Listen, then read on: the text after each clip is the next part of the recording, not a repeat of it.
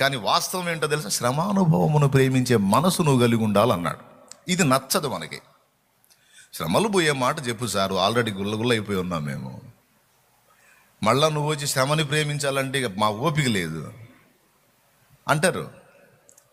దేవుని వాక్యం ఏమంటుందంటే, అట్లాంటి మనస్సు నువ్వు కలిగి ఉంటేనే నన్ను నువ్వు వెంబడించగలవు, నా శిష్యుడు కాగలవు అని ఆ కింద వచనంలో అంటాడు. మీరు స్టార్టింగ్లో చదివిన వచనం కింది వచనంలో అంటాడు, ఎవడైనాను ఒక గోపురాన్ని కట్టించాలనుకుంటే దానికి అవసరమయ్యే తగులుబడి ఏదైతే ఉందో దానికి తగినంత తన దగ్గర ఉందా లేదా అని ముందు చూచుకొనడా, లెక్క చూసుకుంటాడు.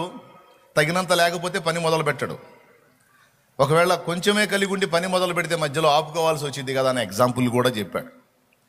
బాయ్, మీరు నన్ను వెంబడించాలంటే మీ మనస్తత్వం ఇలా ఉండాలి, అట్లయితేనే మీరు నా శిష్యులు. అన్ని పొందేద్దాం, అన్ని భోగాలు అనుభవించేద్దాం, ఇక చాలా బాధల్లో ఉన్నాం, విడుదల వచ్చేస్తుంది, ఇక పూర్తిగా సుఖపడదాం అనే ఆలోచన మాత్రం కలిగి ఉండొద్దు. భోగాలలో ముంచి లేపడానికి నేను రాలేదు మిమ్మల్ని. ఒక శిల్పి శిలను చెక్కినట్టు చెక్కి ఒక చక్కని శిల్పంగా మీ వ్యక్తిత్వాన్ని రూపుదిద్దడానికి నేను వచ్చాను. ఆ పని నేను మీ మీద జరిగించేంత వరకు మీకు దెబ్బలు పడతానే ఉంటాయి, శ్రమానుభవం తగులుతానే ఉంటుంది.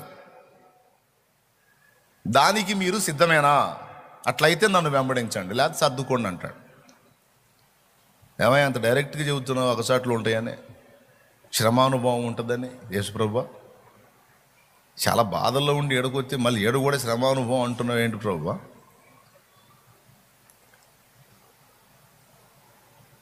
అంటే పోయినంతైనా లేకుండా ఉండవు, ఓ పద్ధతి ప్రకారం ఉంటాయి.